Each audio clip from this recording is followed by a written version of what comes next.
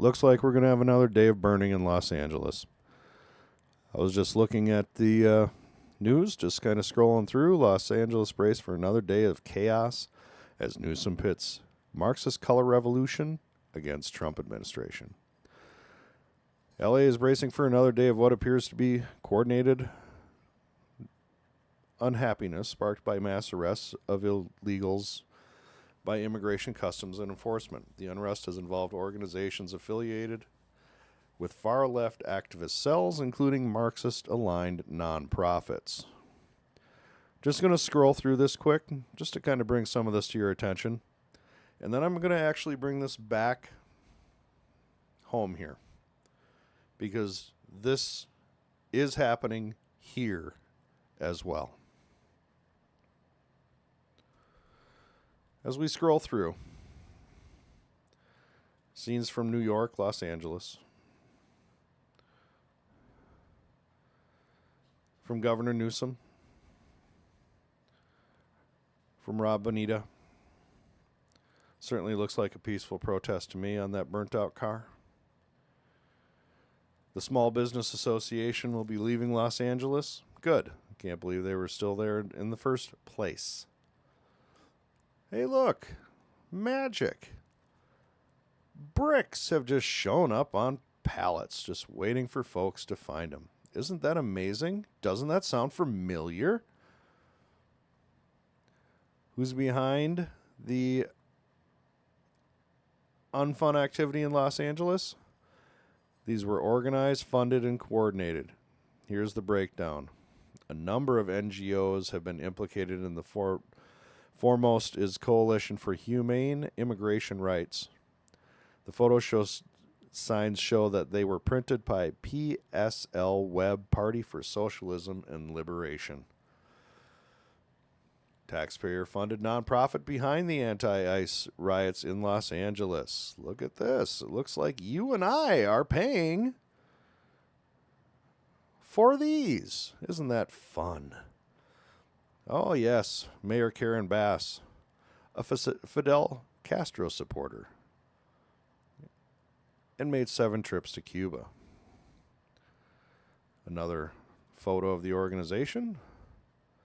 Another one of those involved. He is from, let's see, Antifa. Oh, well, those are good guys. Why is the National Endowment for Democracy still getting funding? They're the ones paying for this. You and I are paying for this. Somebody smells a deep state thing. You can smell what you're cooking. Far left and Mexican nationalist insurrectionists Los Angeles have brought supplies to make Molotov cocktails to throw at federal agents and officers. Antifa and Mexican nationalist rioters in Los Angeles use a stolen refrigerator as a makeshift shield. Fires and stuff getting worse. Looting stores in Los Angeles while police are totally MIA, and the store manager can do nothing or he will be charged. Welcome to the People's Republic of California. Los Angeles City Council member Eunice Hernandez calls to escalate the unfun activity against ICE agents. Arrest her. And that needs to be the policy going forward. All these people need to be arrested. Arrested. No playing games. You find a picture of somebody violating the law in one of these unfun activities, you go seek that person out and you put them in federal prison. Just like you did the New Mexico judge after being found to harbor illegals. After you did with the Milwaukee judge who was harboring an undocumented in her office. In her office. This is nationwide, guys. This is nationwide. These subversive leftists have infiltrated every aspect of our government. And it's on display in Los Angeles right now. It was also on display in Minneapolis recently and in 2020. Minneapolis is a hell of a place. And this is the city council. independent socialist. That's not a Republican, guys. That red is not a Republican. That's somebody who's so far left that they couldn't be in the Democrat Party. And the Democrat Party in Minnesota is a socialist party. Make no mistake about it. It is not a Democratic Party. It is a socialist party.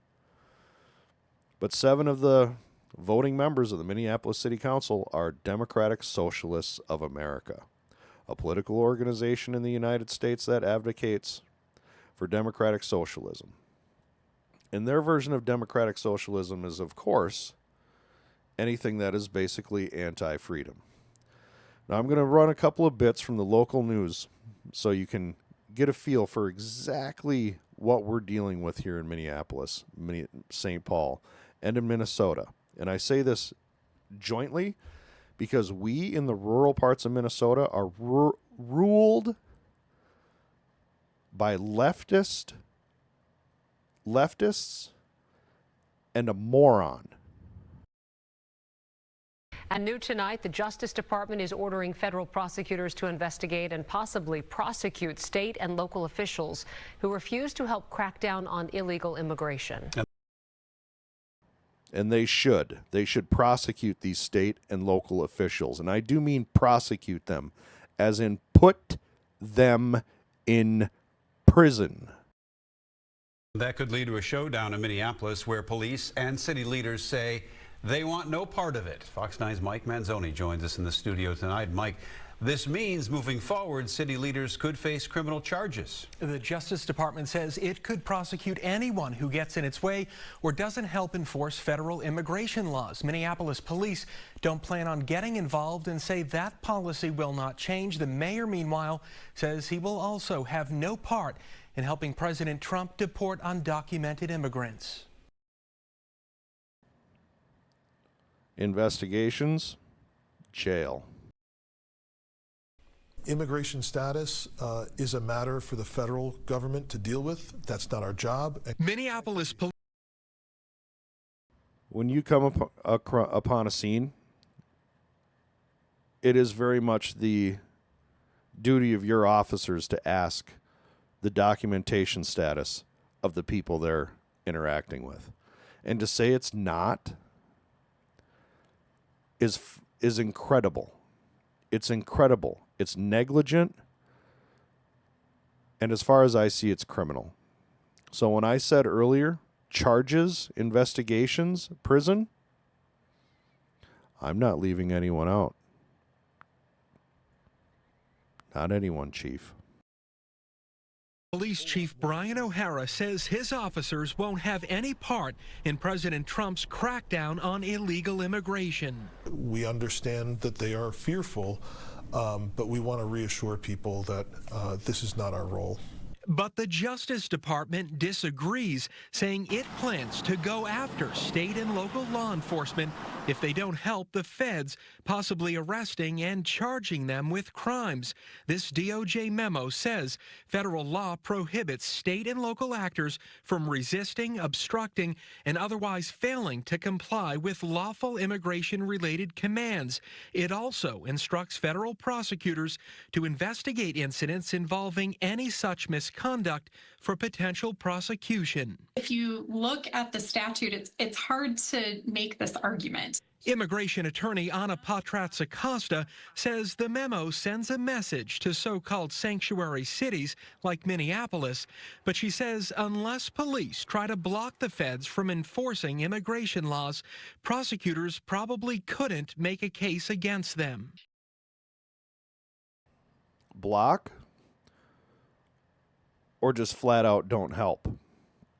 Or just flat out do not assist? And that is the problem.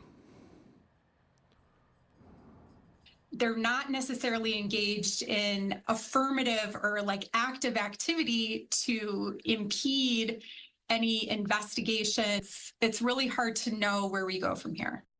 And Minneapolis Mayor Jacob Frey sent us this statement earlier. He says, in part, unlike Trump, I have no plans of tearing innocent families apart or disrupting communities that have called Minneapolis home for generations. Minneapolis is and always will be a welcoming city. The Justice Department, meanwhile, also says it'll challenge any state and local laws that are not consistent with the president's immigration policies. In the studio tonight, Mike Manzoni, Fox 9.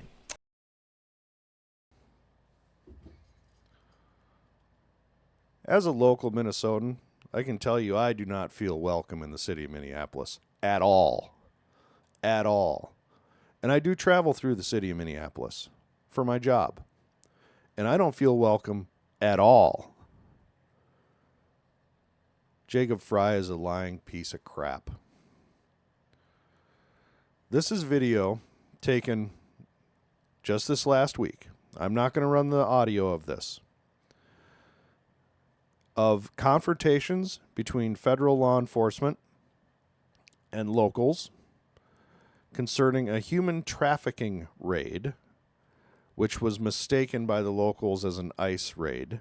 It was not. It was a human trafficking raid where people came out and decided to confront the feds. And when I was saying earlier that one of the biggest issues is just the lack of help, just look at this video. And there is a lot of video of this incident that took place. The Minneapolis Police Department is very hard to find in it. They were there very much on the outskirts, certainly not assisting federal law enforcement, especially when they began to be confronted by, we'll call them members of the community. Okay, there's them trying to block the intersections, just a couple of squads. Now it becomes an overwhelming situation, overwhelming. And the federal law enforcement are bum rushed by, you could say, well over 100 members of the community. And I will not show all the video that I could show. But there is physical confrontation between federal officers and the local community. And the NPD is very hard to find. So when you hear that Los Angeles is about to have another day of another summer of love, just think that although we had one here in Minneapolis already, we're on the verge of another. Because you have an incompetent city council who side with the lawbreakers, who side with those people who do not like this country, which is what you're seeing in Los Angeles, is a genuine disdain for this country, its people, its customs, and its law enforcement. All these people need to be arrested. There can be no more kit gloves. Back in the 20s and 30s, these people would have had their heads thumped. They need to have their heads thumped. And in Minneapolis, with another confrontation like this inevitably on the horizon, heads need to be thumped, investigations need to be had, arrests need to be made, examples need to be shown. This cannot continue. This can't continue. This cannot be allowed to continue.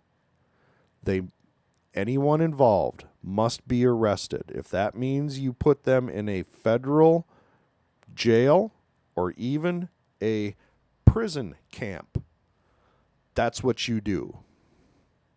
That's all I got. I'm going to watch the city burn now. We'll see you.